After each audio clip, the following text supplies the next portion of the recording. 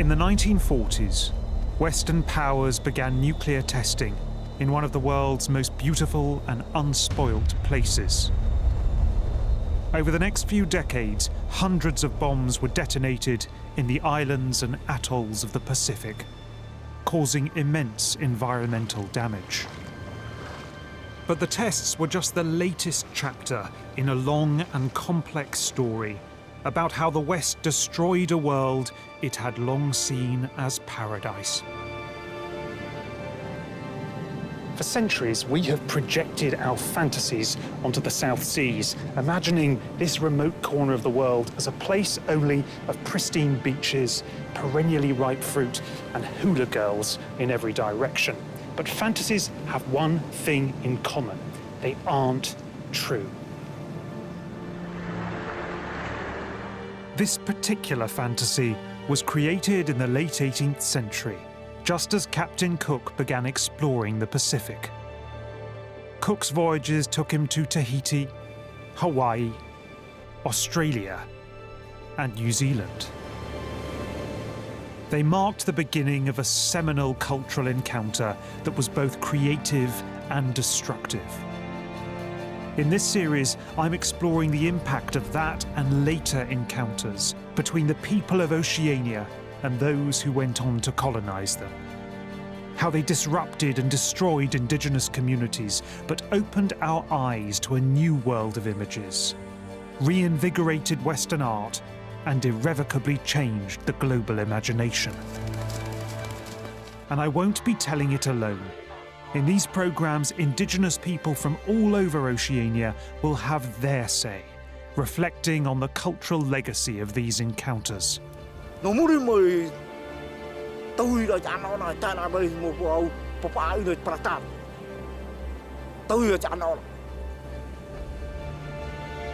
This episode tells the story of the Polynesian Islands, a group of sophisticated and at times violent societies. How Europeans encountered them, destroyed what they didn't understand, and appropriated what was left, objectifying Polynesian women and reimagining this vast maritime continent as little more than a holiday destination.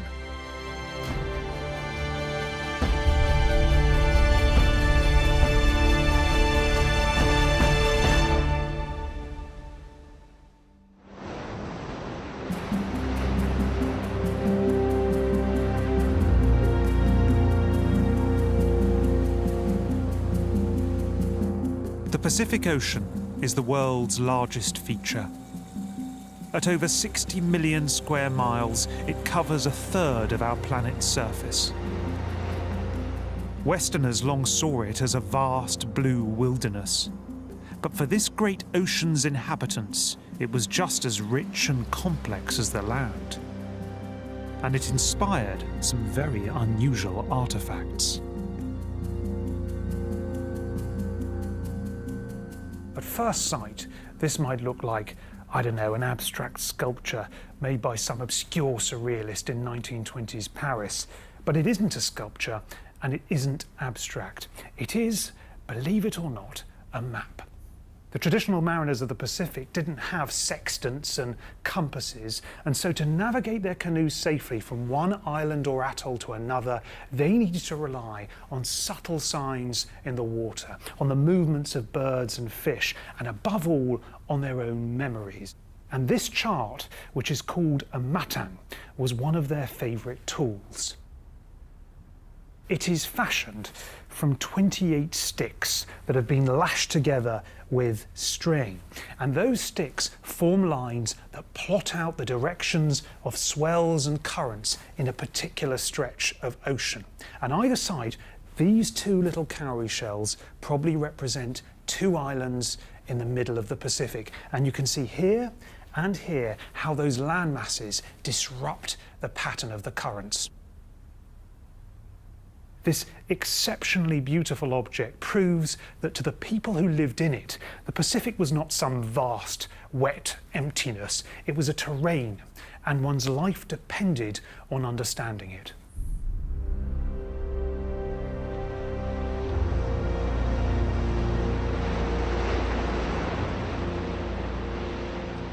At the heart of the Pacific is Polynesia, more than 1,000 islands bounded by Hawaii in the north, New Zealand in the south, Easter Island in the east, and Tahiti in the centre.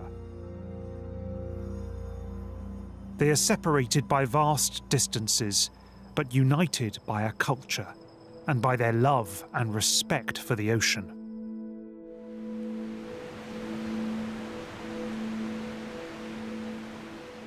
Wa tāmei wa whanau mai tomato mo tupunana e te ne moana o ripo. Wa ara mai te mo mutu e mua I tō rato mata. Tō nei oa o hina no te urumere ariki Murphy. No orea nei. E taamur hei tō te tata mahui, tō te mahui e tōna moana. Paramau e te whenua. Te veira tera taamur a mei te whaatumuhia mei te teime o nei whanauhia mei ei, e tēru atu te teime o nei whaaru e mei ei tēnei iau. Ia hio o e te moana, ona te whāri o te mau iwi atua e veira I hit whenua.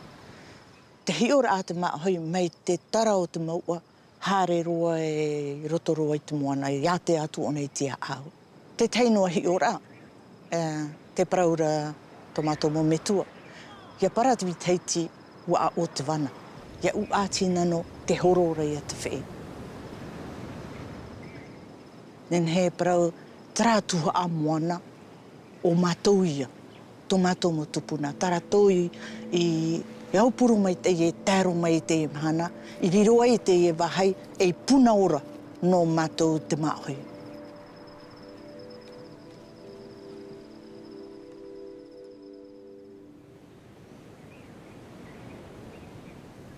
To understand this maritime culture, I've come to its mythical heart, the island of Raiatea. It is seen as the cradle of Polynesian civilization. According to one story, an enormous fish made of earth started its life here, then broke into pieces. Those pieces then spread into the Pacific and formed the Polynesian islands. And the most important site on the island is this, the Marae Taputapuatea. It has been here for more than 1,000 years and was once the Pacific's most sacred place.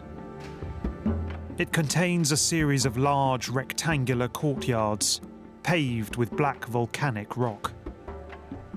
Around their edges run altars carved from coral. These spaces hosted all kinds of ceremonies. This courtyard was the beating heart of Raiatean society. It was a temple, it was a law court, it was a town hall, it was a theatre, it was a kind of place where all kinds of rituals and activities took place. And at its centre is this huge basalt stone now covered in graffiti. This was a place where young priests received their investiture as the elders of the community, sat around the edges watching on. But it was not just for the people of Raiatea. Positioned next to a sacred pass through the lagoon, the Marae was an important staging post in the Pacific, and Polynesians travelled thousands of miles to come here to pay their respects and to worship. Nothing can prepare you, or at least nothing could prepare me, for the haunting power of this place. It's hidden away in a remote corner of the Pacific, derelict, desolate, almost deserted, apart from a few scuttling crabs, and it feels almost impossibly remote.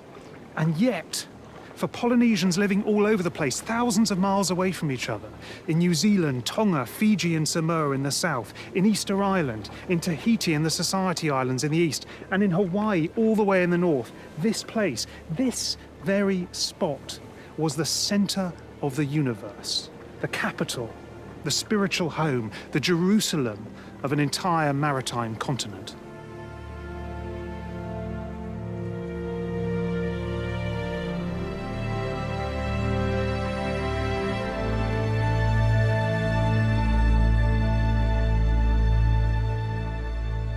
But what was it that was worshipped here. The Polynesians had many gods with many different names and attributes, and sometimes they took unusual forms.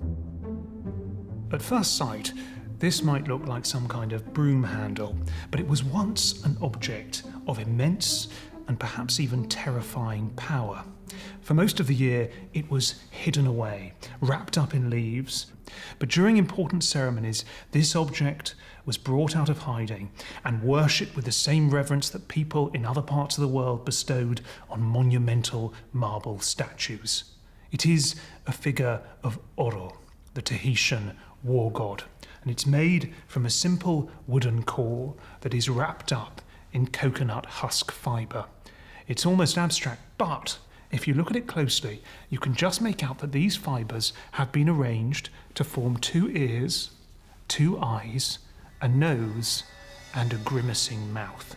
Now, it might be diminutive in size, but this figure was believed to dictate the outcome of battles, the fates of chiefs, and over the years, countless people were sacrificed in its honour. To understand the full extent of Polynesian culture, we need to travel north to the islands of Hawaii.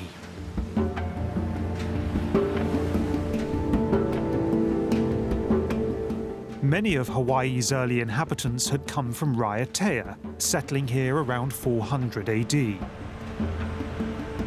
But gradually, they developed a culture of their own. Hawaii was, in many respects, even more advanced than the islands around Tahiti. And the proof of that is beneath my feet. I'm walking along a 1-mile-long wall that marks out the edge of a large man-made reservoir. It was originally used by indigenous Hawaiians to trap, cultivate, and catch fish. It was, in other words, a fish farm. And astonishingly, completely astonishingly, it was originally built as much as 800 years ago. There was nothing like it anywhere else in the world at the time. And although it may not look like it today, this was once world-leading technology.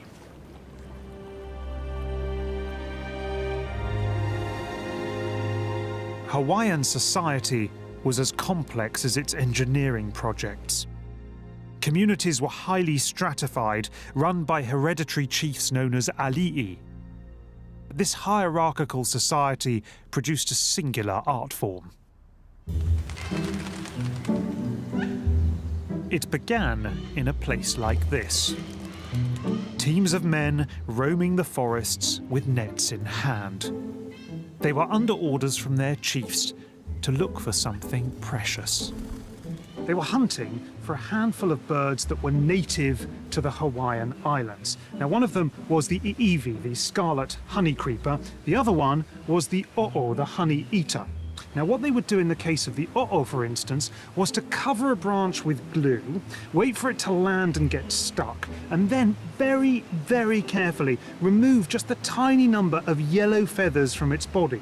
And then, if they didn't eat it, they would release it back into the wild. Now, over time, they would trap hundreds and hundreds of birds and collect thousands and thousands of feathers. And then they would do something remarkable with them.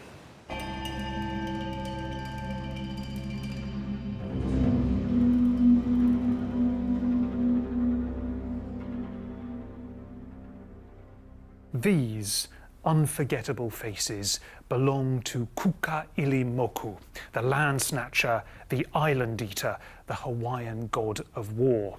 They are at least 250 years old, perhaps much more, and they've both been made in the same way.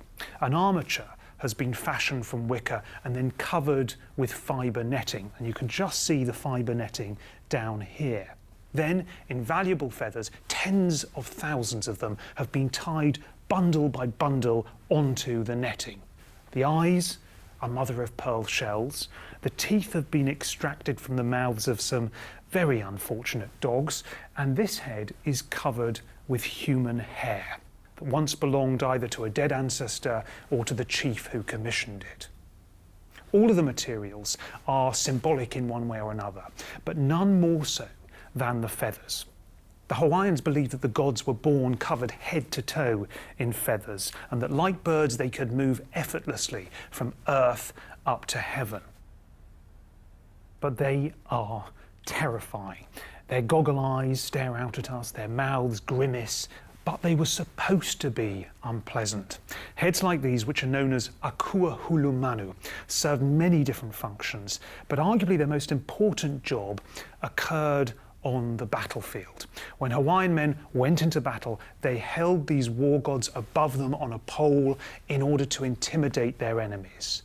And the scarier their head was, the more likely they were to gain a psychological and indeed spiritual advantage. Featherwork had many applications, and today indigenous Hawaiians are still using this old technique.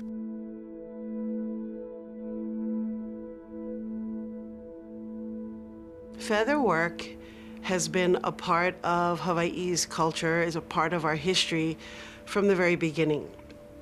As our ancestors traveled throughout the Pacific and they inhabited islands, it came with them. And when they landed here in Hawaii and adapted to the surroundings that we have and the birds that we have, they refined their work, and there is nowhere else that you will find this type of intricate featherwork. Aloha mai kākou o Regina Mele Kahale Puna Chan ko uinoa. Ke noho nei au ma kaimuki. I've been around feathers all my life, and my tutu started teaching me when I was 5 years old. Of course, in the beginning, I didn't want to. But eventually I knew that it was my kuleana, it was my responsibility. And so now that my tutu and my mother have passed, I continue their work. Featherwork, when we look back in our history, was very important, very symbolic. Featherwork was only worn by our ali'i, or our kahuna class. The ali'i were our rulers, our chiefs, our chiefesses. The kahuna were the religious folk, our scholars and teachers.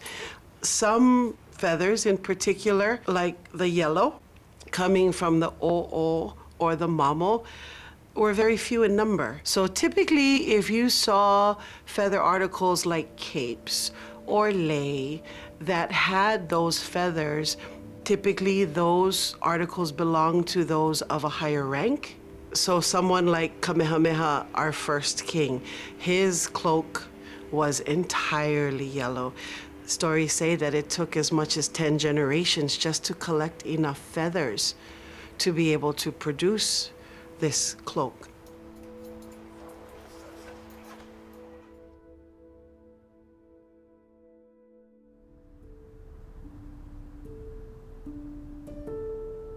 The Bishop Museum in Honolulu houses a centuries-old feathered cape that is particularly special.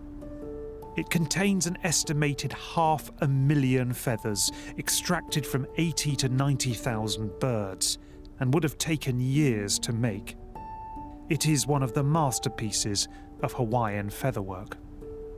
At the end of the 18th century, it was presented to someone the Hawaiians must have regarded as a great leader.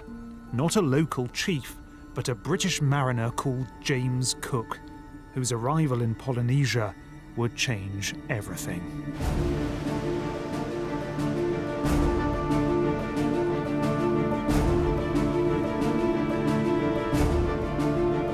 When Cook and the crew of the Endeavour first entered the Pacific in 1769, the South Seas were largely unknown to Europeans. Cook's voyage was shaped by the values of the Enlightenment. On board the Endeavour were scientists and artists to record not only the flora and fauna, but the culture of the last unknown corner of the world. And on reaching Tahiti, his crew's first task was to make a measurement. It had taken them 8 months to get to Tahiti. Now, they come here to observe the transit of Venus, a rare astronomical event that they believed would enable them to calculate the distance between the Earth and the Sun, the so-called astronomical unit. They made their observation with little success, it must be said, on the 3rd of June. But in the meantime, they fell head over heels in love with their new surroundings.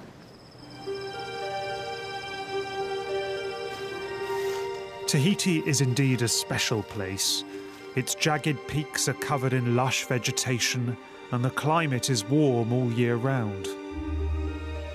The British found everything they could want here: fresh water, abundant seafood, and fruit unlike anything they'd tasted before. On board the Endeavour was the gentleman naturalist and Fellow of the Royal Society, Joseph Banks, and he was amazed by this exotic wonderland.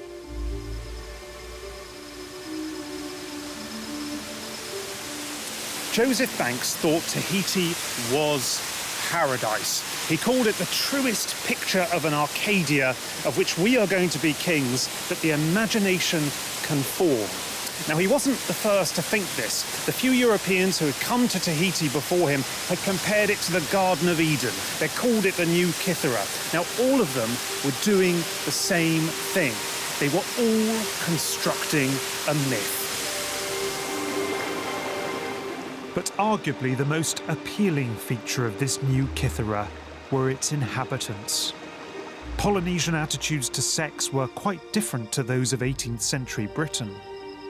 Banks and his companions found the local women were not only beautiful, but amorous, and they took full advantage. This view of Polynesia as an exotic, erotic paradise is a myth that still endures.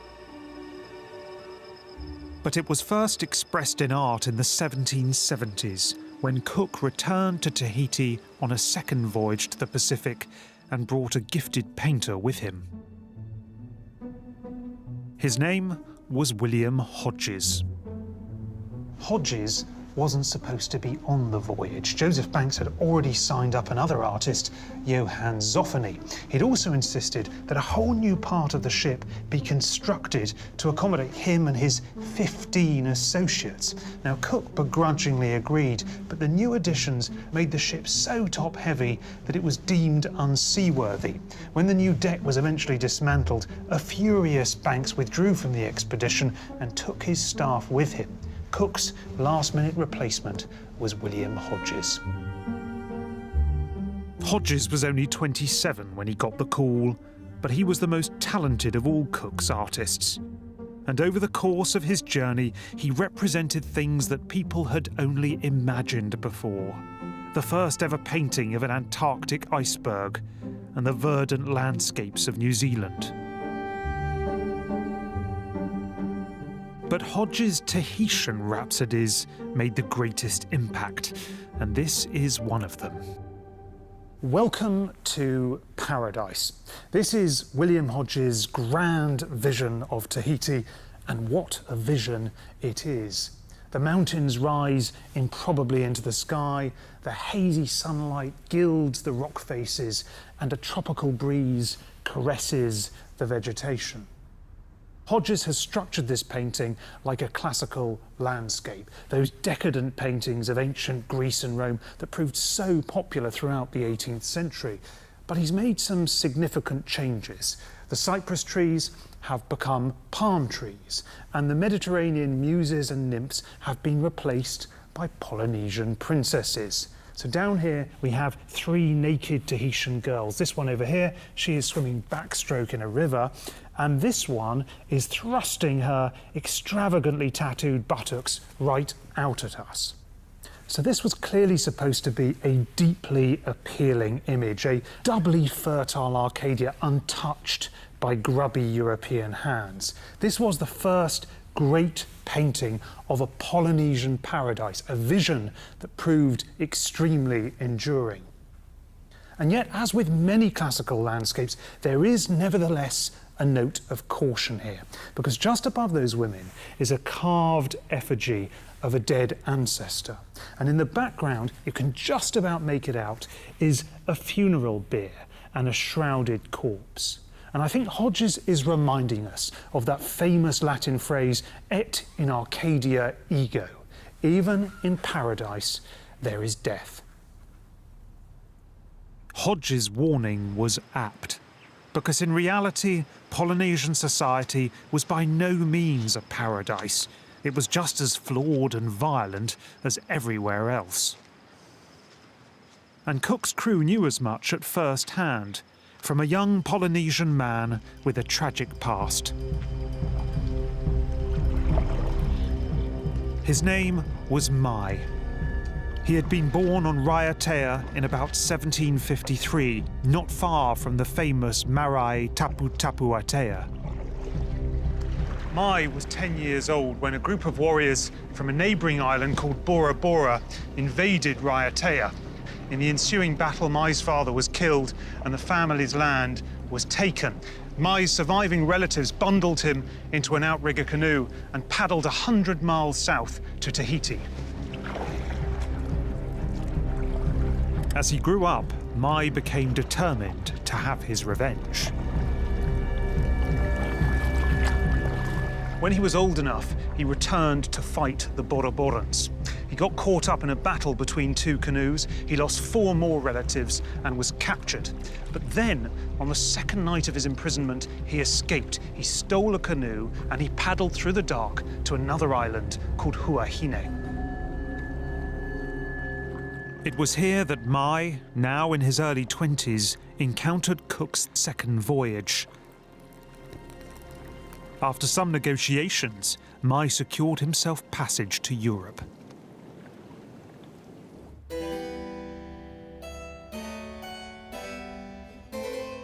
Mai, or Omai as he came to be known, arrived in London on the 14th of July 1774.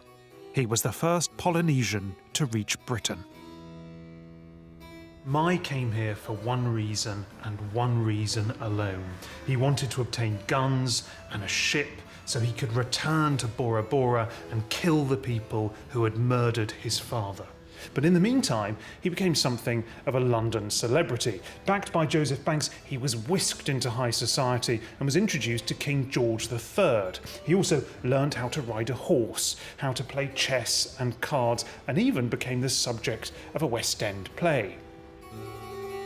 Mai also inspired a wave of portraiture, the most famous of which was made by the President of the Royal Academy of Arts himself. This is Joshua Reynolds' portrait of Mai. And quite some portrait it is. It's a full-length, life-size painting, almost 2.5 metres high, a format traditionally reserved not for Polynesian stowaways, but for royalty and aristocracy. And Mai, it must be said, is every inch the patrician here.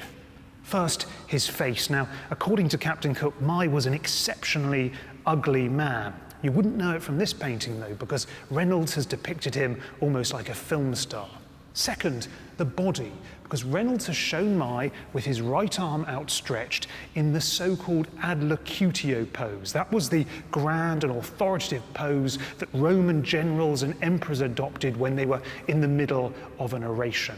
It's a pose that we see in countless classical statues, most famously, of course, in the Apollo Belvedere. And yet, Mai was like no patrician the British had ever seen, because he was ultimately a person of colour and a person from the other side of the world. And Reynolds has gone to great lengths to emphasise how truly exotic he was. He is wearing this bizarre white garment that includes Polynesian bark cloth, a Roman toga, and a Middle Eastern turban. He's gone barefooted.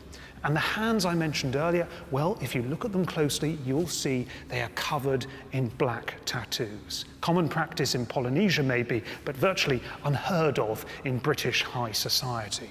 And let's not forget the background. Background's always very important in portraits, because Reynolds has tried his very hardest to create a Polynesian setting for his Polynesian sitter. Although in truth it looks a little bit more like the Lake District than Raiatea. He has clearly never seen a palm tree before in his life. But taken together, I find this a tremendously successful and persuasive painting, because what Reynolds has done is taken Pacific culture and European culture and brought them together. And in the process, he has created yet another Polynesian myth. If Polynesia is paradise, well, this is its ideal inhabitant. A savage may be, according to 18th century views, but my, what a noble savage.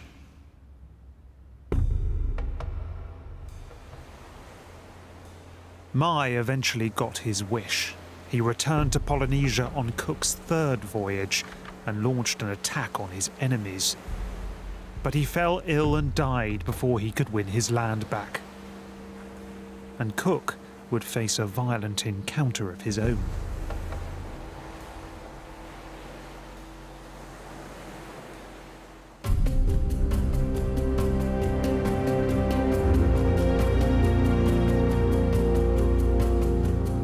After dropping Mai at Tahiti, Cook's crew sailed north across the Pacific to Hawaii. They visited the islands twice, and on their second visit, things turned deadly. Cook and his crew were anchored just off the coast of Hawaii to repair a broken mast. They'd been here only days earlier and had been treated almost like royalty, but this time things were rather more fraught. An unknown group of Hawaiians stole one of Cook's small boats. A confrontation ensued, and Cook made a fatal miscalculation. He landed with 9 Marines. His plan? Well, it was to kidnap the local king and to take him hostage until the stolen property was returned. The king, it must be said, went willingly, but as he was led along the beach to waiting boats, a crowd of angry Hawaiians gathered round. In the melee, Cook shot one of them dead, and as he turned to the sea to launch his vessels, he was clubbed over the head, stabbed, held underwater, and repeatedly beaten and stabbed again until dead.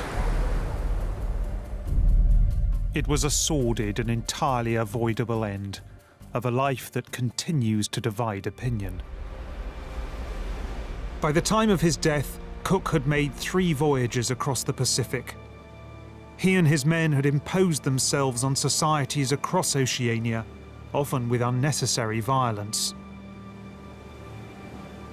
And yet he had done more than anyone else of his generation to map the mysteries of the globe. These voyages fired the Western dream of a pristine paradise, a lost Eden unsullied by outsiders. But the very promise of that paradise contained the origins of its own undoing.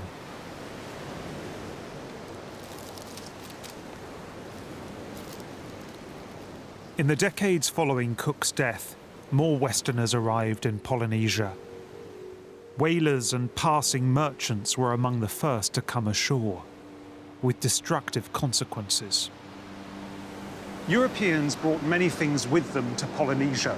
They brought disease, syphilis, gonorrhea, tuberculosis, smallpox, diseases against which the locals were almost defenseless. They brought guns, they brought alcohol, they brought tobacco, and together these things spread through Polynesian society like wildfire, and communities duly went up in flames. In the 100 years since Europeans first arrived, close to 90% of the Polynesian population died out. And all the while, indigenous beliefs were under attack. Europeans also brought Christianity.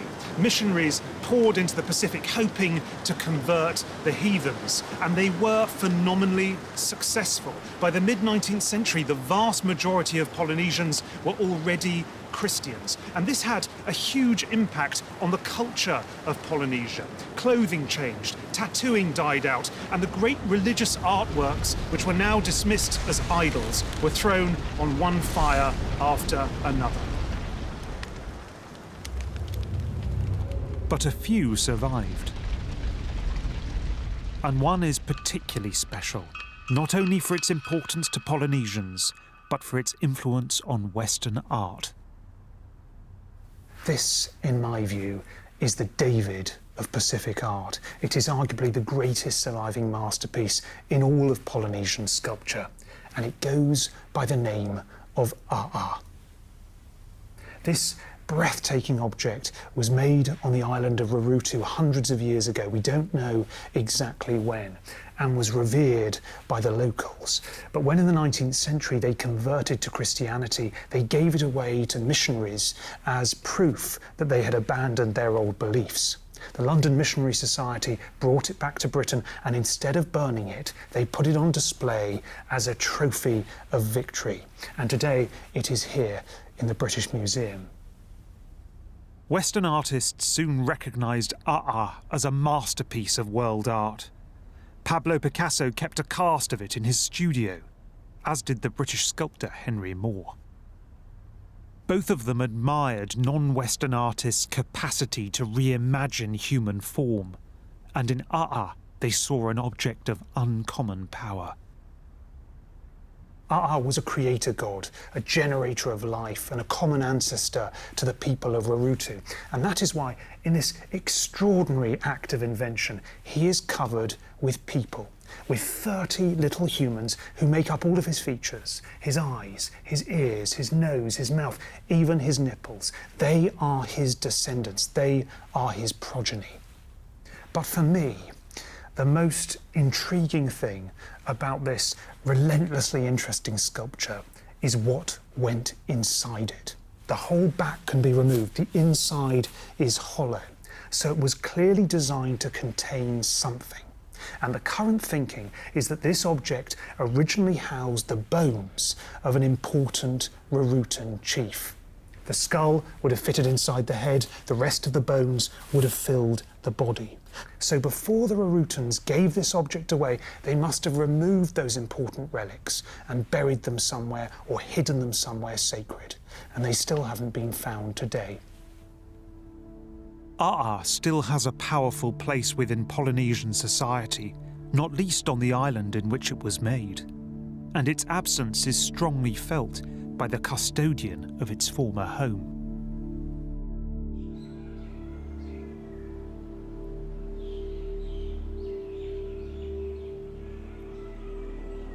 Tatu la wo tiot me a anu to tino. O te pai wo e no ti atu. To mo mo tupun. Ta ro te. Tatu e anu to ma. Paru to arai. Tatu mo e tatu anu to tin. Pate no o taratu. O to mo tupun trata. Tau yo jara yo griom te ruali ana yo go ine rutu paru go ine rutu e mana e jai ti ai mana yo to mo tipuno tra tau ti wa ti no to matu mo mitu tra tau ti o pe tra apa e to matu mo mitu tra tau rutu le pati to no yo ti itu papu mo te amatu e wa nei to no yu tamatu ite o taro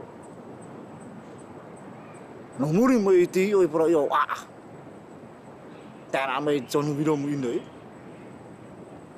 pati trati o lo ti to me apa yo mo truru pati troi ra prati nei rutu no ti tau je tau ya amoi tra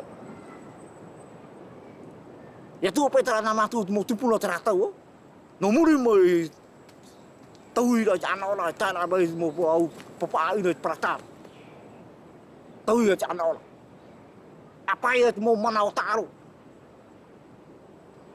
te tau te no tau ira jana ola tana mai tra mo an ola portali nei tau pulo jana ola che tau ine rutung tau jan ola amani o tiare paulo tra mo apa paulo batu pro no mara paulo e ti paulo tara pa e ti ta iti mo rai tau ira o pe are anu ta batu an ola tra tau mo ti puno an om tau tara to an ola tra e amani o tiare pulo ra ya pu e pulo mo tu tiare pulo ra chito na mati aburi o chetu tra mo ti ta mati tra tau an o mo ti puno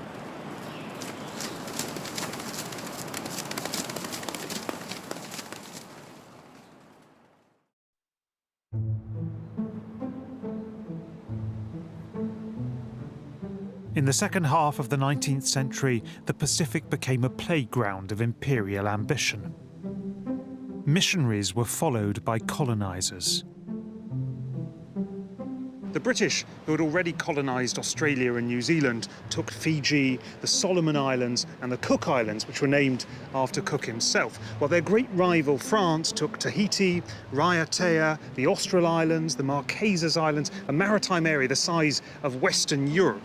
And in doing so, they transformed a whole swathe of Polynesia into something that is still known as French Polynesia.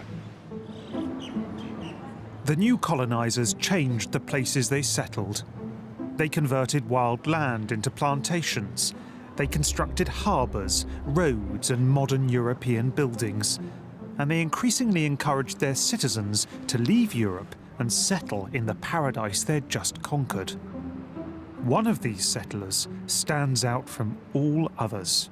Someone who reinvented the fantasy of paradise in large part through the objectification of Polynesian women.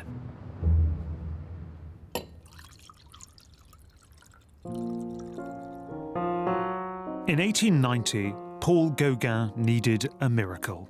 His wife had abandoned him and taken his children with her.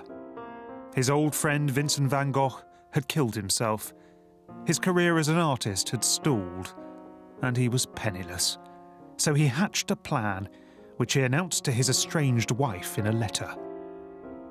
May the day come, and perhaps soon, when I can flee to the woods on a South Sea island and live there in ecstasy for peace and for art, with a new family far from this European struggle for money.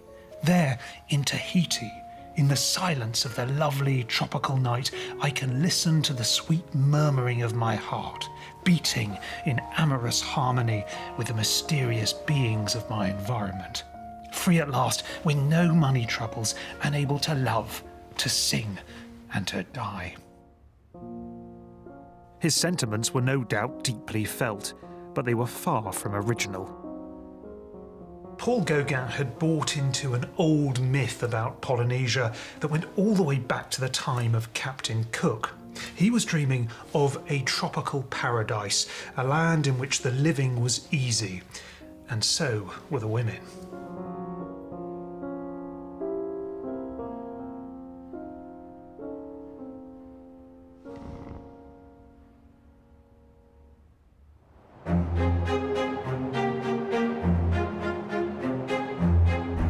In March 1891, Gauguin boarded a ship called the Oceania and left Europe, he hoped, forever.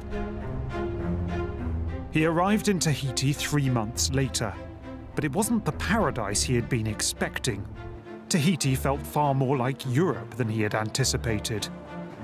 It was filled with French people, French buildings, French newspapers, and exorbitantly priced French wine.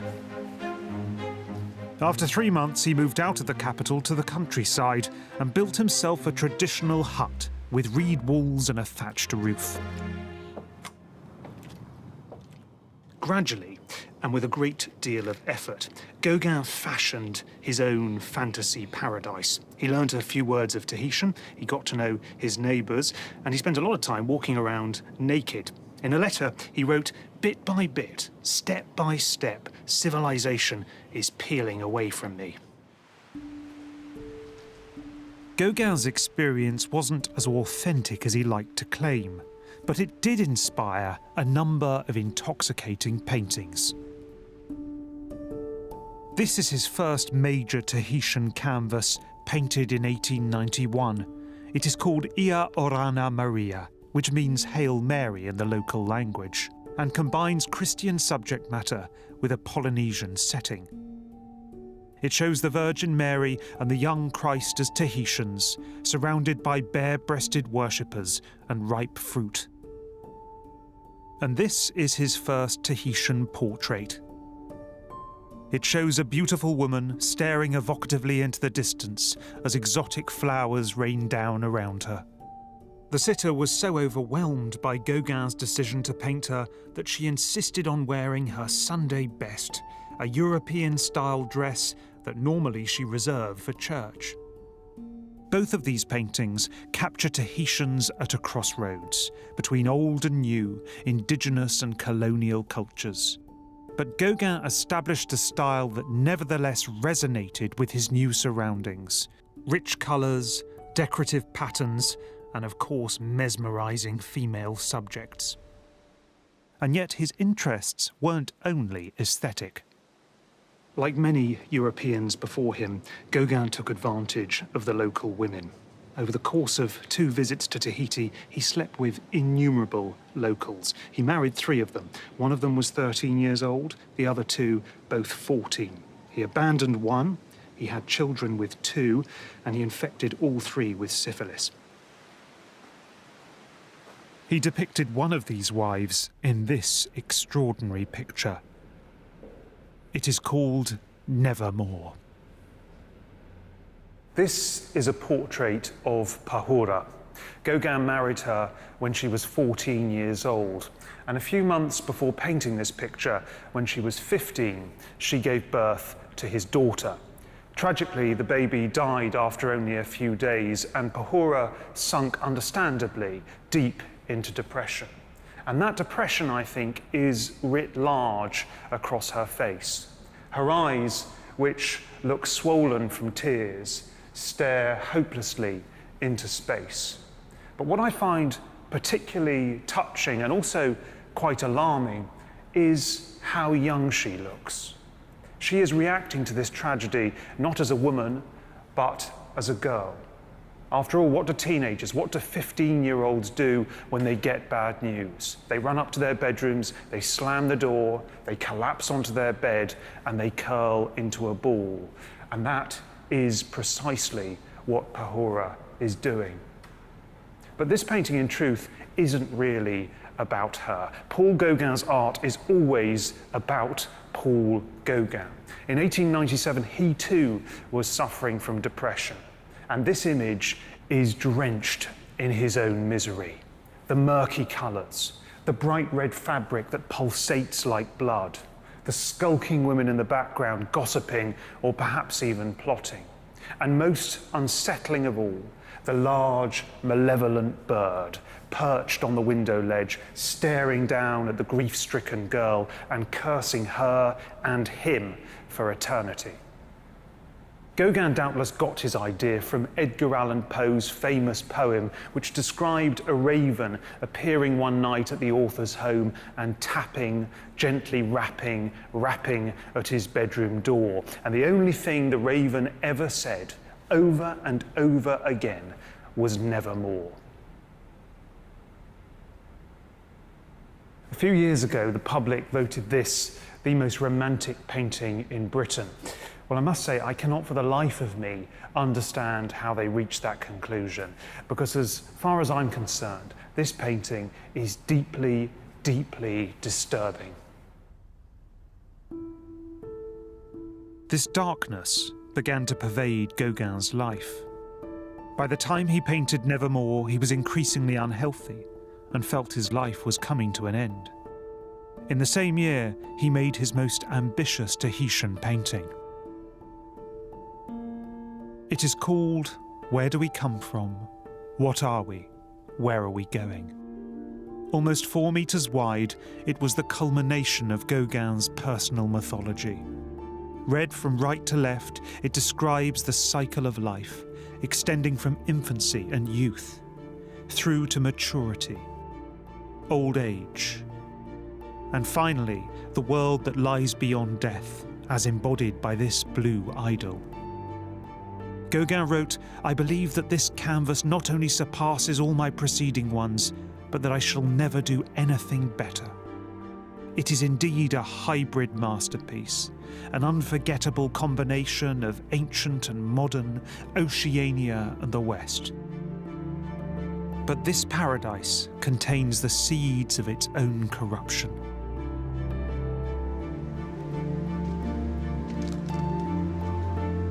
Shortly after completing the picture, Gauguin hiked up to the hills above his home and tried to take his own life. He had brought with him a bottle of arsenic, but he drank too much of it, vomited it back up, and simply ended up making himself horribly sick. Somehow, he made it back down to town, where he was treated at a local hospital. His life dragged on for another 6 painful years, spending the last 2 elsewhere in Polynesia. He died in May 1903, never returning to Europe again. Paul Gauguin was a complicated person, and his time spent in the Pacific was particularly controversial. Some people think he was a noble explorer, one of the first people to properly engage with Polynesian society and culture on their own terms. But others think of him as little more than a seedy sex tourist, a man who objectified and exoticized this part of the world for his own ends. It is, as ever, a mixture of both. But one thing I think is certain. Gauguin reinvigorated the old myth of Polynesia for the modern age. In the 20th century, that myth became more pervasive than ever. But it left Tahiti and migrated to the islands on which Captain Cook had met his end. Hawaiian sunset peeping from the sea. Blue Hawaii. With Elvis as your personal guide to America's exotic Eden, our Polynesian paradise.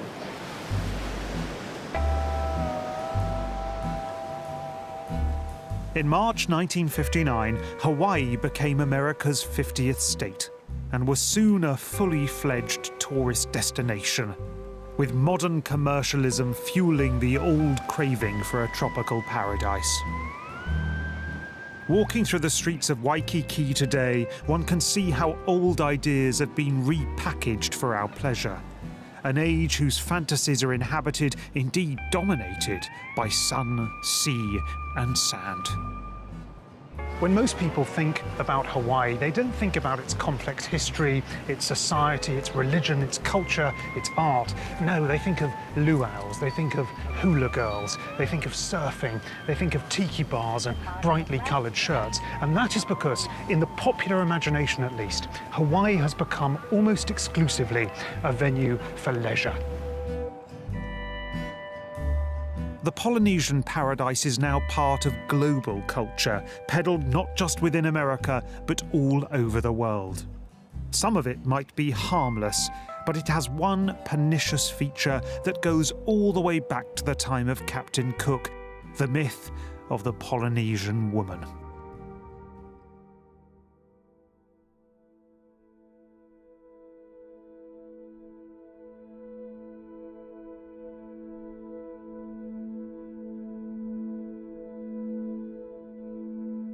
The cultural currency that's being portrayed is one of paradise, and that you can go to paradise and you'll be presented with an exotic, beautiful woman. We haven't really been able to break from that myth that came with the sailors with the very first encounters. I am Angela Tiatia, and I am a visual artist based in Sydney, Australia. In Foreign Objects, I really wanted to create a room that was almost like a museum, but that the objects were all collected from eBay. So I would search under terms such as exotic nudes or savage nude, and seeing what would come up in my search.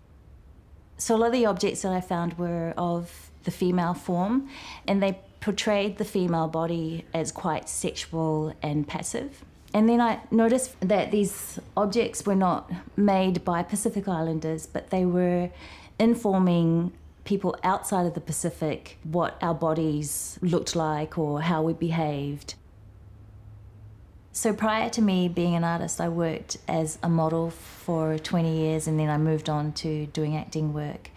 I get a script or a job where I have to be the Dusky Maiden. And so it's this thing of being part of the mythology, the creation of the mythology of the Dusky Maiden, knowing that I'm implicit, knowing that I'm perpetuating it, and having this complete loss in control purely because of economics, that I'm doing this because I need the money.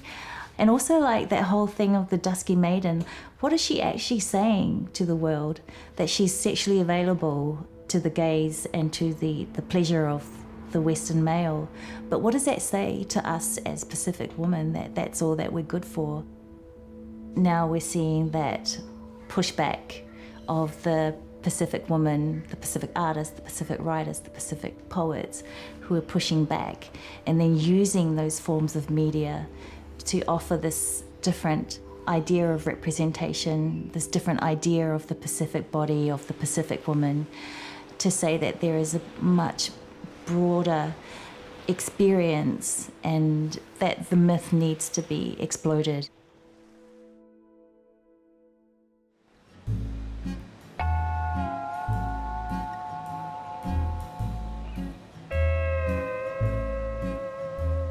Old myths die slowly. Not far from Waikiki is the Polynesian Cultural Centre, a theme park and museum that's been open since 1963 with the slogan, Go Native. It contains 6 villages representing the major Polynesian cultures: Hawaii, Samoa, New Zealand, Fiji, Tahiti and Tonga. Visitors from all over the world are encouraged to participate in indigenous crafts and performances, from weaving workshops to traditional dancing. And every night it stages an elaborate show telling a story of Polynesian culture through dance, music and buttock-searing fire dances.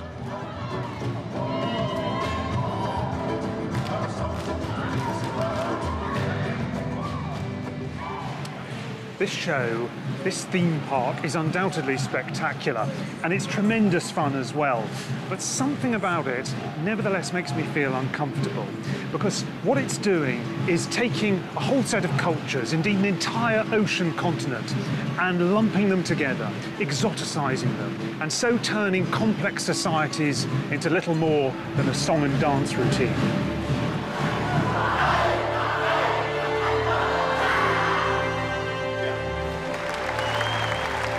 But perhaps there's nothing new here. From the time of Cook's first voyages, Polynesia has been reduced to what the West wanted it to be, an escape from social and ethical conventions. Although we are now well into the 21st century, the West's fantasy of paradise, as envisioned by Banks, Hodges and Gauguin, has never been stronger. It is a vision that belies the complexity of Polynesian culture, much of which was swept aside, but which indigenous people are now beginning to reclaim and revive.